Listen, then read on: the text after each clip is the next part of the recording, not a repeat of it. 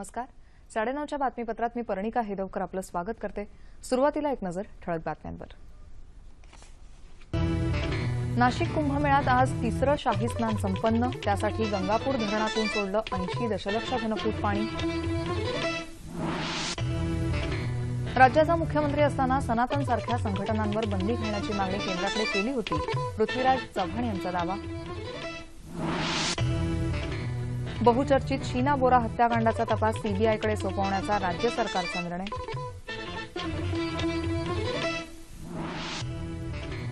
Mumbai share बाजाराच्या निर्देशांकात 432 अंकांची उसळी. निफ्टीही 133 अंकांनी वधारला तर रुपयाही झाला मजबूत. आणि राज्यात पावसाचा जोर कायम. पुणे मुंबई मार्गावर रेल्वे आणि रस्ते वाहतूक मंदावली.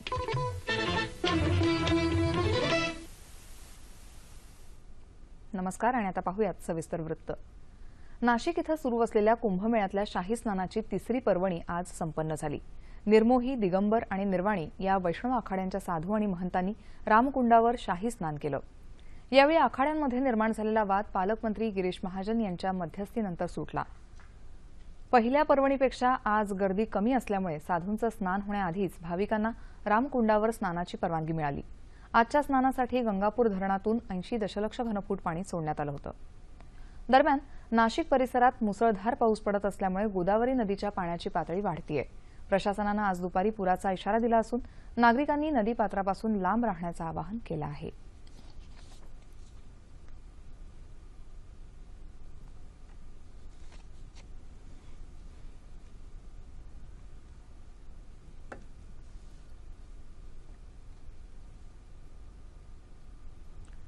कॉम्रेड गोविंद पानसरे हत्येप्रकरणी अटक करण्यात आलेल्या समीर गायकवाडवर अद्याप गुन्हा सिद्ध झालेला नाही.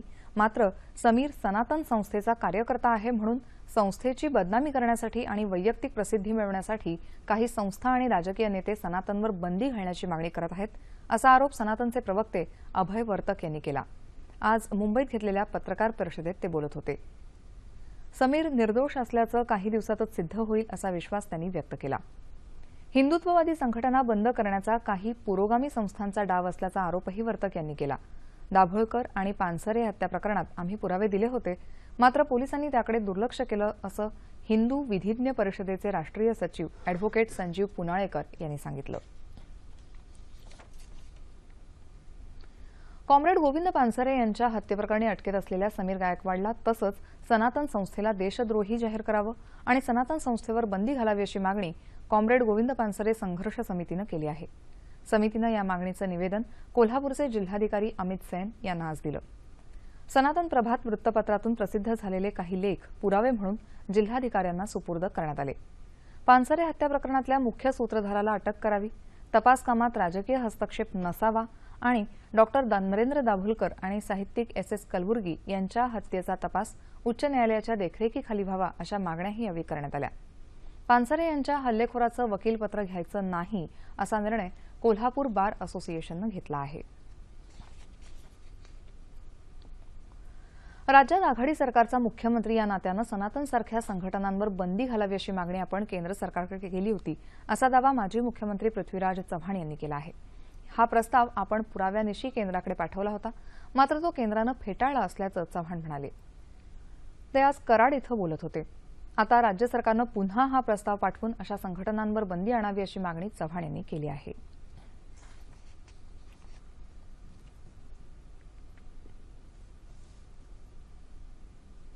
ज्याचा संशय अनेक दिवसापासून पोलिसांना आणि आम्हा सर्वांना होता ते आता सत्य असल्याचं हळूहळू निष्पन्न व्हायला लागलेलं आहे. महाराष्ट्र सरकारनं पुन्हा एकदा सनातन संघटनेसारख्या या संस्थांच्यावर या संघटनांच्यावर बंदी आणण्याकरता केंद्र सरकारकडे अतिरिक्त माहिती घेऊन पुन्हा अहवाल सादर केला पाहिजे. आणि अशा प्रकारची मानसिकता असणाऱ्या एखादा आवाज कायमस्वरूपी बंद करणारी जी मानसिकता आहे याची सुरुवात आपण गांधीवधाच्या वेळेपासून पाहिलेली आहे. ती मानसिकता मुळापासून उखडून टाकली पाहिजे. बहुचर्चित शीना बोरा हत्याकांड प्रकरणी सरकार घुमजाव करत असल्याचा आरोप चव्हाण यांनी केला. या संदर्भातला तपास नेमका कोण करतंय तेच समजत नाही. त्याचा खुलासा सरकारनं तातडीनं करावा अशी मागणीही पृथ्वीराज चव्हाण यांनी केली. आजच्या घडीला सरकारनं जे अनेक वेळेला घुमजाव केलेला आहे त्यातून आता स्पष्ट हा तपास कोण करतंय, कुणाच्या नेतृत्वाखाली चाललाय हे स्पष्ट होत नाही. त्यामुळे बहुतेक जी विसंगत विधानं सरकारतर्फे प्रसारित करण्यात आली त्यामुळे कुणीच या तपासाचं नेतृत्व करत नाही अशी आम्हाला शंका आहे. राज्य सरकारनं बहुचर्चित शीना बोरा हत्याकांडाचा तपास सीबीआयकडे सोपवण्याचा निर्णय घेतलाय. गृह खात्याचे अतिरिक्त मुख्य सचिव के.पी. बक्षी यांनी आज मुंबईत बातमीदारांना ही माहिती दिली. या प्रकरणाच्या तपासात अधिक पारदर्शकता यावी यासाठी हा निर्णय घेतल्याचं त्यांनी सांगितलं. हा तपास सीबीआयकडे सोपवण्याची सगळी औपचारिकता पूर्ण झाली असून याविषयी केंद्र सरकारचा निर्णय अंतिम असेल असं बक्षी यांनी स्पष्ट केलं. काल धूमधडाक्यात आगमन झालेल्या विघ्नहर्त्याच्या कोड कौतुकात सर्वजण मग्न आहेत. भाविकांनी सार्वजनिक गणेशोत्सव मंडपांमध्ये दर्शनासाठी रांगा लावल्या आहेत. ज्येष्ठा गौरीचं उद्या घरोघरी आगमन होणार आहे, तर मुंबईसह राज्यात आज 1.5 दिवसांच्या घरगुती गणपतीचं विसर्जन सुरू झालंय. रत्नागिरी जिल्ह्यातही आज 1.5 दिवसांच्या गणपतीचं विसर्जन मोठ्या उत्साहात सुरू आहे. नदी, तलाव, घाट, विहिरींवर गणेश विसर्जनासाठी मोठी गर्दी दिसून येते. गर्दीच्या ठिकाणी कोणतीही अनुचित घटना घडू नये यासाठी पोलिसांनीही चोख बंदोबस्त ठेवलाय. जिल्ह्यात 108 सार्वजनिक तर 1,65,000 घरगुती गणपतींची प्रतिष्ठापना करण्यात आली आहे. त्यापैकी 40,000 गणपती 1.5 दिवसांचे आहेत, त्यांचं आज विसर्जन होत आहे.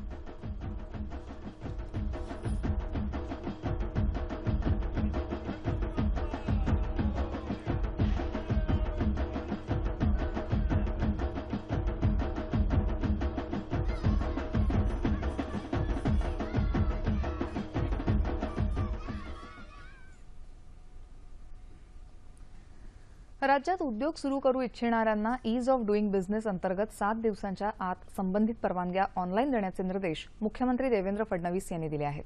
मंत्रालयात आज आयोजित आढावा बैठकीत बोलताना ते म्हणाले की उद्योगांसाठीच्या विविध परवानग्या एकाच ठिकाणी दिल्या जाव्यात आणि हे काम 7 दिवसात झालं नाही तर परवानग्या ग्राह्य असल्याचं समजलं जाईल.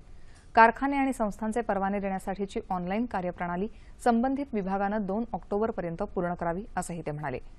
जास्तीत जास्त उद्योगांना राज्यात आकर्षित करण्यासाठी पोषक वातावरण निर्मिती होण्याच्या दृष्टीनं त्यांनी ही सूचना केली. काँग्रेस नेते बाळासाहेब विखे पाटील यांची केंद्रात तर विधानसभेचे विरोधी पक्षनेते राधाकृष्ण विखे पाटील यांची राज्यात भाजपा सरकारच्या मंत्रिमंडळात वर्णी लागणार असल्यामुळे ते दुष्काळ आणि पाणी नियोजनासंदर्भात शरद पवार यांना टीकेचं लक्ष्य करत असल्याचा आरोप राष्ट्रवादी काँग्रेसचे नेते आणि आमदार हसन मुश्रीफ यांनी केला आहे. ते आज कोल्हापुरात पत्रकारांशी बोलत होते. विरोधी पक्षनेता म्हणून राधाकृष्ण विखे पाटील यांनी आजतागायत कसलीच छाप पाडली नाही, त्यामुळे त्यांनी या पदाचा त्वरित राजीनामा द्यावा अशी मागणी मुश्रीफ यांनी केली आहे. केंद्र आणि राज्य सरकारनं सनातन या संस्थेवर बंदी घालून ही संघटना दहशतवादी संघटना म्हणून घोषित करावी अशी मागणी देखील त्यांनी यावेळी केली.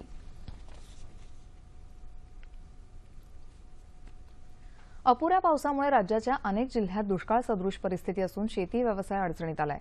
या अस्मानी संकटाचा मुकाबला करण्यासाठी राज्य सरकार शेतकऱ्यांच्या पाठीशी खंबीरपणे उभं असल्याचं पाणीपुरवठा आणि स्वच्छता मंत्री बबनराव लोणीकर यांनी सांगितलं. वाशिम जिल्ह्यातील मालेगाव इथं आयोजित भारतीय जनता पक्षाच्या संवाद मेळाव्यात ते बोलत होते. दुष्काळी स्थितीवर मात करण्यासाठी राज्य सरकारकडून कायमस्वरूपी उपाययोजना तयार करण्यात येत असल्याचंही लोणीकर यांनी सांगितलं.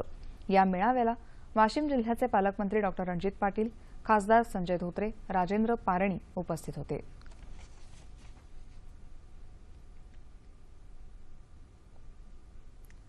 राज्यातील सर्व जिल्हे हागणदारी मुक्त झाल्याशिवाय महाराष्ट्र स्वच्छ होणार नाही. त्यामुळे स्मार्ट सिटीबरोबरच शहरं हागणदारी मुक्त करण्याचं मोठं उद्दिष्ट शासनापुढे असल्याची माहिती मुख्यमंत्र्यांचे सचिव तथा जिल्ह्याचे पालक सचिव मिलिंद म्हैसकर यांनी दिली. तीर्थक्षेत्र पंढरपूरमध्ये सुरू असलेल्या विकास कामांचा आढावा घेण्यासाठी ते पंढरपूरला आले असताना पत्रकारांशी बोलत होते. यावेळी नगरविकास सचिव मनीषा म्हैसकर याही उपस्थित होत्या. शासनाचा पैसा वाया जाणार नाही असा जिल्ह्याचा विकास आराखडा तयार करण्याच्या सूचना जिल्हाधिकाऱ्यांना दिल्या आहेत. तसंच पंढरपूरच्या सुविधांबाबत एक उच्चस्तरीय बैठक घेणार असल्याचंही त्यांनी सांगितलं. पंढरपूरला उजनी धरणातून पाईपलाईनद्वारे पाणीपुरवठा केला जाईल असं त्यांनी स्पष्ट केलं. फेडरल रिझर्व्ह या अमेरिकेच्या मध्यवर्ती बँकेनं आपल्या प्रमुख व्याजदरांमध्ये कोणतेही बदल केलेले नाहीत. डिसेंबर 2008 पासून हे दर स्थिर आहेत. बँकेच्या वरिष्ठ अधिकाऱ्यांच्या 2 दिवस झालेल्या बैठकीत व्याजदर बदलाच्या मुद्द्यावर उहापोह झाला. 9 सदस्यांनी व्याजदर उद्दिष्ट 0 ते 25% ठेवण्याच्या निर्णयाला कौल दिलाय. जागतिक अर्थव्यवस्थेबद्दलच्या काळजीनं हा निर्णय घेतल्याचं बँकेच्या प्रमुख जेनेट येलेन यांनी सांगितलं. जागतिक अर्थव्यवस्था नाजूक असल्यामुळेच अमेरिकन फेडरल रिझर्व्हला व्याजदर 0च्या आसपास ठेवणं भाग पडलं आहे, अशी प्रतिक्रिया भारतीय रिझर्व्ह बँकेचे गव्हर्नर रघुराम राजन यांनी व्यक्त केली आहे. शेअर बाजारांवर या निर्णयाचा सकारात्मक परिणाम दिसून आला. सकाळी बाजार उघडताच मुंबई शेअर बाजाराचा निर्देशांक 343 अंकांनी वधारला. चलन बाजारातही डॉलरच्या तुलनेत रुपया 32 पैशांनी वधारून 66 रुपये 14 पैशांवर पोहोचला होता. मुंबई शेअर बाजाराच्या निर्देशांकात आज 432 अंकांनी वाढ होऊन तो 26,396 अंकांवर बंद झाला. सकाळच्या सत्रातही निर्देशांकात 508 अंकांची वाढ झाली होती. राष्ट्रीय शेअर बाजाराच्या निफ्टीतही 133 अंकांची वाढ होऊन तो 8,033 अंकांवर स्थिरावला. चीन, हाँगकाँग, दक्षिण कोरिया आणि सिंगापूर या आशियाई देशांच्या शेअर बाजारातही आज तेजीचं वातावरण होतं. चलन बाजारातही डॉलरच्या तुलनेत रुपयाचा भाव 46 पैशांनी वधारला. घाऊक महागाई निर्देशांकात सलग 10 महिने घट होतीये. अन्नधान्य महागाई दरातही सलग दुसऱ्या महिन्यात घट झालीय. मात्र ही घट सामान्य माणसाला रोजच्या जगण्यात प्रतिबिंबित झालेली दिसत नाही. महागाई निर्देशांक म्हणजे महागाईचे चढउतार दाखवणारा आलेख. ऑगस्ट महिन्यात घाऊक महागाई निर्देशांकात ऐतिहासिक घसरण होऊन तो उणे 4.95% पोहोचला. गेल्या वर्षीच्या ऑगस्ट महिन्यात तो 3.85% एवढा होता. अन्नधान्य महागाई दरातही सलग दुसऱ्या महिन्यात घट झाली आहे. ऑगस्टमध्ये अन्नधान्य महागाई दर उणे 1.13% खाली आला, तर इंधन ऊर्जा महागाई दर उणे 16.50% पोहोचला. त्यामुळे अन्नधान्य आणि इंधनांच्या भावात घट झाली आहे असं ही आकडेवारी सांगते. भाज्या, अन्नधान्य तसंच नित्य वापराच्या वस्तूंच्या किमतीतही यामुळे घट होणं अपेक्षित आहे. महागाईनं पिचलेल्या सामान्य माणसाला या आकडेवारीमुळे कदाचित दिलासा मिळेलही. मात्र ही आकडेवारी प्रत्यक्षातल्या वस्तूंच्या भावात का प्रतिबिंबित होत नाही, हा खरा प्रश्न आहे.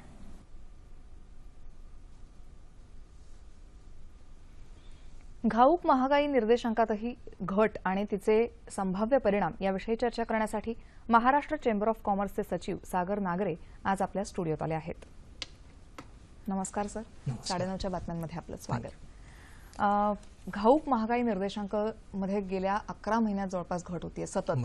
आणि हा जो काही होलसेल प्राइस इंडेक्स आहे हा नेमका काय असतो आणि इन्फ्लेशन मध्ये त्याचं काय महत्व आहे? बरोबर.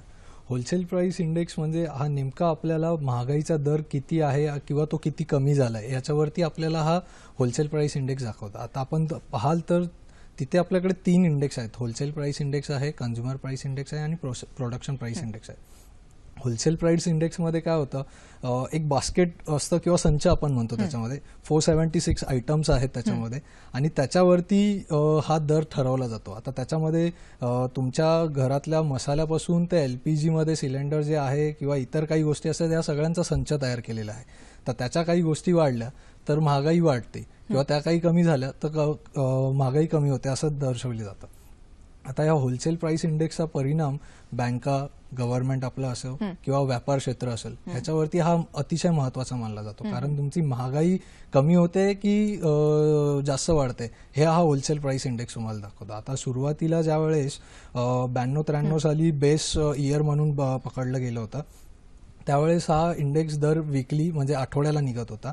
आता तो महिन्याला निघायला लागलेला आहे. 92-93 पासून तो रिवाईज केला 2004-05 मध्ये आणि आता तो 11-12 मध्ये आला. तर सुरुवातीला 476 आयटम जसे मी सांगितले तर आता ती जवळपास 676 आयटम्स त्यामध्ये ऍड केली गेलेली आहे. ज्यावेळेस त्या गोष्टींचा परिणाम वाढत जातो, ज्यावेळेस तुमचं होलसेल प्राइस इंडेक्स वाढतं त्याचा अर्थ काय होतं की महागाई थोडी वाढत जाते. आता साधारणतः आपण पाहिलं तर 10 महिन्यापासून हा होलसेल प्राइस इंडेक्स कमी हो, होत तो जातो. उन्हात गेलेला आहे. मग उन्हामध्ये याच्या मागे गेलेला मुख्य कारण काय आहेत? आता यामागे आपण पाहिलं तर जगभरात कमोडिटी प्राइसेस जे आहेत ते जगभरात पडत आहेत. बरोबर. त्याचा परिणाम हा तुम्ही होलसेल प्राइस इंडेक्स वरती पाहू शकता.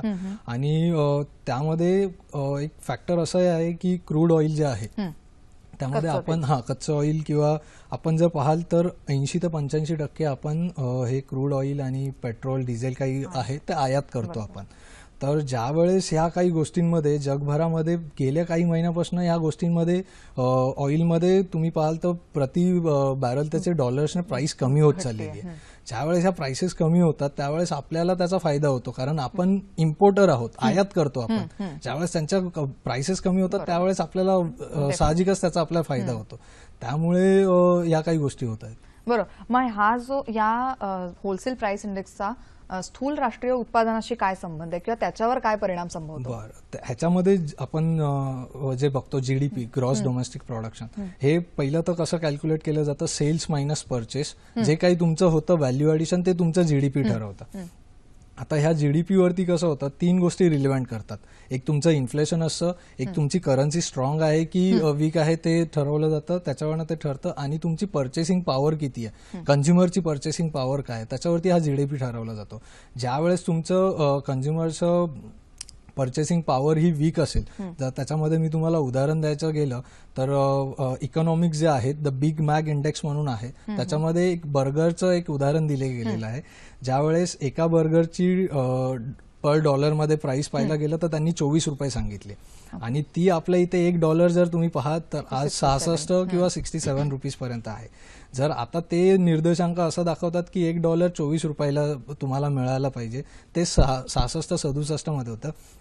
त्यामुळे होलसेल प्राइस इंडेक्स उणे जातोय पण त्याचा सामान्य माणसावरती काही परिणाम दिसत नाही. महागाई वाढलेली अशी दिसते आपल्याला कारण हे इक्वेशन बरोबर बसत नाहीये तिथे असं आहे. पण मग हा जो काही WPIचा रेट कमी होत जातोय जसा तसं मार्केटमध्ये व्याजदरात कपात होईल अशी अपेक्षा वाढत चाललेली, याचं काय संबंध आहे? म्हणजे आता हा इंडेक्स जसा कमी होतो त्यावेळेस कसं होतं की व्यापारी उद्योगांचं आणि ह्या उद्योग क्षेत्रामधलं ह्यांचे इक्वेशन्स त्याच्यावरती डिपेंड्स असतात. ते आरबीआय असो किंवा इतर काही संघटना असो ते तुम्हाला व्याजदर कमी करण्यामध्ये की तुम्ही कमी करा जेणेकरून आम्हाला वित्त पुरवठा होईल आणि आम्ही विविध क्षेत्रामध्ये त्याची गुंतवणूक करू शकू. आणि ज्यावेळेस अशा काही गोष्टी होतात ज्यावेळेस तुमचं व्याजदर कमी होतं त्यावेळेस जे काही उद्योग धंद्यातले माणसं असतात किंवा क्षेत्र असेल ते कर्ज त्यांना उपलब्ध होतं कमी व्याजदरामध्ये आणि त्यामुळे ते त्याच्यामध्ये इन्व्हॉल्व्ह होतात आणि प्रत्येक गोष्टीमध्ये ते चांगल्या प्रमाणे जीडीपीचा त्याला फायदा होऊ शकतो ज्यावेळेस आपले असे कर्ज उपलब्ध करून गेले कमी व्याजदरामध्ये. त्यामुळे आपल्याला जीडीपीचाही त्याच्यामध्ये आपल्याला फायदा होऊ शकतो. कारण आता मध्यंतरी शेअर बाजार खूप पडत होता आणि आता अचानक त्याच्यात पुन्हा एक वाढ व्हायला लागली. जर तुम्ही आता 2 गोष्टी जर पाहिल्या त्यामध्ये तर शेअर मार्केट हा पडण्यामागे जगभरात असं संबोधलं जातं की चीनमध्ये ज्या काही गोष्टी झाल्या त्यांची अर्थव्यवस्था फार डाऊनफॉल होत आहे त्याचा परिणाम आपल्यामध्ये होतो. कारण बऱ्याचशा मेटल असेल किंवा काही गोष्टी असतील आपण इम्पोर्ट करतो एक्सपोर्ट करतो. चीनचं बाजार डगबगले त्याच्यामुळे आपलं बदलं आणि त्यास आजच तुम्ही पाहत असाल तर युएसने त्यांनी सांगितलं की व्याजदर वाढवणार पण आपल्या आरबीआयचे गव्हर्नर असो किंवा सरकार असो त्यांनी एक पाऊल पुढे घेऊन त्यांनी सांगितलं की त्याचा आमच्या अर्थव्यवस्थेवरती काही परिणाम होणार नाही. त्यामुळे ते आपला आजचं बाजार जे आहे त्यामुळे 400 पॉईंट्सने ते उसळलं गेलं. त्याच्यामध्ये जर तुम्ही पाहाल तर आपले आरबीआयचे गव्हर्नर असो किंवा सरकार असो त्यांची पावलं महत्वाची आणि जसंच तुम्ही पाहिलं ईज ऑफ डुईंग बिझनेस असेल ह्याला जर प्रमोट करत राहिलं तर त्याचा आपल्याला नक्कीच फायदा. सरकारच्या योजना अंमलबजावणी त्या ग्राउंड लेवलला आल्या तर आपल्याला नक्कीच त्यातनं फायदा होईल. बरं, आता तुम्ही मगाशीच म्हणालात की म्हणजे त्याचा थेट सामान्य माणसाच्या जीवनावर तसा काही परिणाम झालेला दिसत नाही कारण आकडे एक सांगतात आणि वास्तवात मात्र जेव्हा आपण जातो तेव्हा मात्र आपल्या खिशाला झळ बसत असते. तर हे असं कसं नाही? बरोबर, होलसेल प्राइस इंडेक्स आपण याच्यावरती बोलत आहोत. आता आपण मी जसं सुरुवातीला माझं सांगितलं की कंझ्युमर प्राइस इंडेक्स असतं तर कंझ्युमर प्राइस इंडेक्स हा तुमच्या शेवटच्या माणसाला कंझ्युमरला काय त्याचं प्राइसिंग पडतं त्याच्यावरती हा इंडेक्स ठरवला जातो. आणि मग आता हे विसंगत चित्र होतं, होलसेल प्राइस इंडेक्स कमी होतोय त्याच्यामुळे कंझ्युमरला पण फायदा होईल, पण नाही, तसं नसतं. कंझ्युमर प्राइस इंडेक्स ज्यावेळेस कमी होणार त्यावेळेस आपल्या खिशाला जळ कमी बसणार, आणि ज्यावेळेस आपल्या खिशाला जळ कमी बसणार त्यावेळेस आपल्याला कोणत्याही वस्तूमध्ये त्याच्यामध्ये आपण पैसे टाकू शकतो. तर इथेच आता एक्झाम्पल द्यायला गेलं तर आपलं जीडीपी आता सध्या आपलं 6.8% चालू आणि इन्फ्लेशन आपलं आहे 6%. तर तुम्ही पाहाल तर 0.8%ची त्याच्यामध्ये गॅप आहे. तर मग आपली जीडीपी ही स्टॅग्नंट आहे. तर आपण असं दर्शवू शकत नाही की आमचा जीडीपी जास्त आहे आणि हा महागाई दर कमी होतोय, तर त्याचा आम्हाला काही फायदा नाहीये. ज्यावेळेस कंझ्युमर प्राइस इंडेक्सवरती आपण फोकस करणार त्यावेळेसच आपल्याला कळणार की खरंच महागाई कमी होते की वाढते, की त्याचा काय आपल्याला फायदा होतो. जर मला आता एखादी कार विकत घ्यायची असेल आणि माझा जीडीपी असेल 8% आणि इन्फ्लेशन असेल 6%, तर मला ते घेणं भाग पडेल. पण तेच त्याचं उलटं असेल उद्या, तर माझं इन्फ्लेशन 8% असेल आणि जीडीपी 6% असेल, मला 2 वर्ष थांबावं लागेल की तो तूट मी कशी भरून काढीन त्याच्यावरती. पण आता तुम्ही मला सांगा थेट की घसरण, या सगळा जो हा रेट मध्ये घसरण होतीये त्याचा आपल्या अर्थव्यवस्थेवर काय थेट परिणाम संभवतो? नक्कीच. कसं होतं, आता होलसेल प्राइस इंडेक्स हे खाली आहे, त्याच्यामुळे काय होतं, आपल्या जीडीपी वरती पर्याय होतं, त्याच्यामध्ये वाढत जातं ते. आता जीडीपी मध्ये पण 3, जसं मी सांगितलं, इकॉनॉमी असेल, तुमची करन्सी असेल. जर करन्सी तुमची वीक असेल तर जीडीपी तुमचा फुगावून किती बाहेरची बाह्य आवरणावाली सूज असते त्याचा काही परिणाम नसतो. ज्यावेळेस तुमचं होलसेल प्राइस इंडेक्स कमी होतोय त्यावेळेस तुमच्या अर्थव्यवस्थेला खरंच त्याचा फायदा होईल, जर तुमचं इन्फ्लेशन कमी असेल आणि तुमची करन्सी स्ट्रॉंग असेल. त्यामुळे तुमच्या अर्थव्यवस्थेला त्याचा फायदा होईल आणि एंड कंझ्युमरलाही त्याचा फायदा होईल. सर, तुम्ही इथे आलात आणि जरा समजायला काहीसा अवघड असलेल्या विषयावर तुम्ही आमच्याशी चर्चा केलीत, त्याबद्दल धन्यवाद. थँक्यू. वळूयात पुढल्या बातम्यांकडे. वाशिम जिल्ह्यातल्या दुष्काळग्रस्त शेतकऱ्यांना जलयुक्त शिवार योजनेमुळे काहीसा दिलासा मिळाला आहे. या कामामुळे जिल्ह्यातली 3,500 हेक्टर जमीन ओलिताखाली आली आहे. दुष्काळामुळे हवालदिल झालेल्या शेतकऱ्यांना दिलासा देत तब्बल 33 गावं कायमची टँकर मुक्त करण्याची किमया वाशिम जिल्ह्यातल्या जलयुक्त शिवार योजनेनं करून दाखवली आहे. आपलं गाव आपलं पाणी या संकल्पनेनं प्रेरित होऊन लोकसहभागातून जिल्हा भूजल सर्वेक्षण विभागाच्या वतीनं करण्यात आलेली जलयुक्त शिवार योजनेची कामं इतर जिल्ह्यांनी आदर्श म्हणून स्वीकारण्याची शिफारस पुण्यातल्या यशोदा संस्थेनं केली आहे. जिल्ह्यामध्ये जो खडक आहे त्या खडकातून पाण्याचं पुनर्भरण होत नसल्यामुळे सिंचनाची सोय निर्माण झालेली नव्हती आणि या प्रकल्पामुळे या 33 गावांमध्ये जी सिंचनाची सोय निर्माण झाली त्यामुळे प्रत्येक गावातील शेतकरी वर्ग हा अतिशय आनंदी आहे. निव्वळ नाल्यांची खोली आणि रुंदी वाढवून पावसाचं पाणी अडवल्यानं विहिरींच्या पाणी पातळीत प्रचंड वाढ झाली आहे. यामुळे पाऊस नसतानाही आपलं बहरलेलं शेत पाहून बळीराजा सुखावला आहे. शेतकऱ्याला म्हणजे अशी पाण्याची म्हणजे बिकट परिस्थिती झाली होती, पण या नाल्यातल्या पाण्यामुळे शेतकऱ्यांना आपापल्या विहिरीवर मोटर पंप लावून त्यांच्या सोयाबीनला पाणी दिलं. गावातले हातपंप, मोटर हे सर्व बोरवेल सुरू झाले. शेतकऱ्याचा म्हणजे सिंचनाचा बी म्हणजे फायदा झाला आणि गावकऱ्याचा पिण्याचा पाण्याचा प्रश्न म्हणजे सुटला. या सर्व कामाकरिता पडीक जमीन वापरण्यात आली आहे. अशा प्रकारे इतर जिल्ह्यांमध्येही हा प्रकल्प राबवल्यास पाणी टंचाईवर मात करता येणं शक्य होईल, हे नक्की. पंतप्रधानांच्या महत्वाकांक्षी कौशल्य विकास कार्यक्रमाच्या माध्यमातून लातूर जिल्ह्यात लोदगा इथं चालक प्रशिक्षण केंद्र सुरू करण्यात आलं आहे. या केंद्रातल्या पहिल्या तुकडीच्या 30 विद्यार्थ्यांना प्रमाणपत्रांचं वाटप करण्यात आलं. यावेळी आयोजित कार्यक्रमात फिनिक्स फाउंडेशनचे अध्यक्ष माजी आमदार पाशा पटेल उपस्थित होते. बेरोजगार तरुणांना वाहन चालवण्याचं तंत्रशुद्ध शिक्षण मिळालं तर बेरोजगारीसोबतच रस्ते अपघातांचं प्रमाण कमी होईल, असं मत यावेळी व्यक्त करण्यात आलं. देशाच्या विकासात कौशल्य विकास हा महत्वाचा घटक आहे. त्यामुळे इतर वाहन चालकांसाठी सुद्धा 7 दिवसांचे अभ्यासक्रम सुरू करण्याची सूचना जिल्हा परिषदेचे मुख्य कार्यकारी अधिकारी दिनकर जगदाळे यांनी यावेळी केली. जम्मू काश्मीरमध्ये पूंछ आणि राजौरी जिल्ह्यातल्या आंतरराष्ट्रीय सीमारेषेजवळ पाकिस्ताननं काल रात्री भारतीय लष्कराचे तळ आणि नागरी वस्त्यांना लक्ष्य करत गोळीबार केला. भारतीय सैन्यानंही पाकिस्तानला चोख प्रत्युत्तर दिलं. पहाटेपर्यंत दोन्ही बाजूंनी गोळीबार सुरूच होता. दरम्यान जम्मू काश्मीरमध्येच गुरेज सेक्टर इथं दहशतवाद्यांचा घुसखोरीचा प्रयत्न आज भारतीय लष्करानं हाणून पाडला. यावेळी झालेल्या चकमकीत सुरक्षा दलानं 5 दहशतवाद्यांना कंठस्नान घातलं.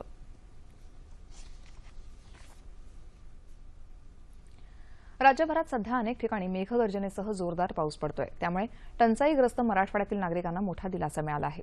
औरंगाबाद, जालना, परभणी, नांदेड, बीड, लातूर, उस्मानाबाद आणि हिंगोलीमध्ये चांगला पाऊस पडतोय. हिंगोली जिल्ह्यात काल रात्रभर मुसळधार पाऊस पडल्यामुळे कयाधू नदी दुथडी भरून वाहत आहे. जालना जिल्ह्यातही पावसाची संततधार सुरू आहे. वाशिम जिल्ह्यात पाऊस पडत असून काल रात्री मालेगाव तालुक्याला चक्रीवादळाचा तडाखा बसलाय. यामध्ये 35 घरांची पडझड झाली. वाशिम जिल्ह्यातल्या धोरखेडा गावाला तुफानी वादळाचा फटका बसला असून यात एक महिला मरण पावली तर 13 जण जखमी झाले आहेत. बुलडाण्यातही पावसाची संततधार असल्यानं नदी नाले दुथडी भरून वाहत आहेत. जळगाव जामोद इथं शेतात काम करत असलेल्या महिलेच्या अंगावर वीज पडून तिचा मृत्यू झाला. नंदुरबार, धुळे, पुणे आणि ठाण्यातही पावसानं चांगली हजेरी लावली आहे. पाण्यासाठी तहानलेल्या अहमदनगर जिल्ह्याच्या दक्षिण भागात गेल्या 2-3 दिवसांपासून मुसळधार पाऊस पडत असून काही लहान नद्या आणि ओढ्यांना पूर आल्यामुळे वाहतूक विस्कळीत झाली आहे. काल रात्रीपासून संपूर्ण नगर जिल्ह्यात सुरू असलेला पाऊस अद्यापही सुरूच असल्याचं वृत्त आहे. संपूर्ण महाराष्ट्रात परतीचा मुसळधार पाऊस पडत असताना वरुण राजा कोयनानगर, महाबळेश्वरसह सातारा जिल्ह्यावर रुसला आहे. पाचगणी, महाबळेश्वर इथं पावसाची केवळ भुरभुर सुरू आहे. कोयना धरणात सध्या 24 तास वीज निर्मिती सुरू आहे. मात्र पावसानं पाठ फिरवली तर वीज टंचाईला सामोरं जावं लागणार आहे. तसंच पिण्याच्या पाण्याचा आणि शेतीचाही गंभीर प्रश्न होईल. सातारा परिसरातील शेतकरी आधीच खरीपाची पिकं हातातून गेल्यानं चिंतातूर झालाय. मुसळधार पावसामुळे मुंबईकडे येणाऱ्या आणि मुंबईतून जाणाऱ्या रेल्वे गाड्यांचं वेळापत्रकही कोलमडलं असून काही गाड्या स्थगित करण्यात आल्या असल्याचं वृत्त आहे. मुसळधार पावसामुळे लोणावळा इथं कान्हे स्थानकाजवळ रुळाखालची खडी वाहून गेल्यामुळे मुंबई पुणे रेल्वे वाहतूक ठप्प झाली असल्याचं समजतंय. पावसाचं पाणी जुन्या एक्सप्रेस हायवेवर साचल्यामुळे रस्ते वाहतूक देखील ठप्प झाली होती. दरम्यान पावसाचा वेग कमी झाल्यामुळे आता रस्ते वाहतूक मंद गतीनं सुरू आहे आणि त्यामुळे प्रवाशांची मोठ्या प्रमाणावर कोंडी झाली होती. हवामान. येत्या 36 तासात कोकण आणि मध्य महाराष्ट्रात बहुतांश ठिकाणी तर मराठवाडा आणि विदर्भात काही ठिकाणी मेघगर्जनेसह पावसाची शक्यता आहे. याच काळात कोकणासह मध्य महाराष्ट्र, मराठवाडा आणि विदर्भात तुरळक ठिकाणी अति मुसळधार पावसाचा इशारा हवामान विभागानं दिला आहे. तापमान अंश सेल्सिअसमध्ये. मुंबई कमाल 29, किमान 27. नागपूर 29-24. पुणे 25-22. औरंगाबाद 23-21. नाशिक 24-23. कोल्हापूर 28-23. रत्नागिरी 29-25. सोलापूर 31-23 आणि अमरावती कमाल 27, किमान 22 अंश सेल्सिअस. शेवटी ठळक बातम्या पुन्हा एकदा. नाशिक कुंभमेळ्यात आज तिसरं शाही स्नान संपन्न. त्यासाठी गंगापूर धरणातून सोडलं 80 दशलक्ष घनफूट पाणी. राज्याचा मुख्यमंत्री असताना सनातनसारख्या संघटनांवर बंदी घालण्याची मागणी केंद्राकडे केली होती. पृथ्वीराज चव्हाण यांचा दावा. बहुचर्चित शीना बोरा हत्याकांडाचा तपास सीबीआयकडे सोपवण्याचा राज्य सरकारचा निर्णय.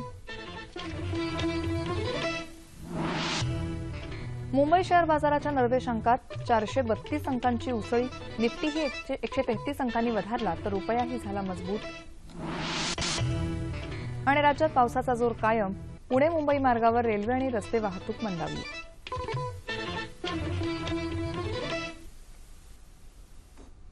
याबरोबरच हे बातमीपत्र संपलं. पुन्हा भेटूया उद्या सकाळी 8:30 वाजता आपल्या सह्याद्री वाहिनीवर. नमस्कार.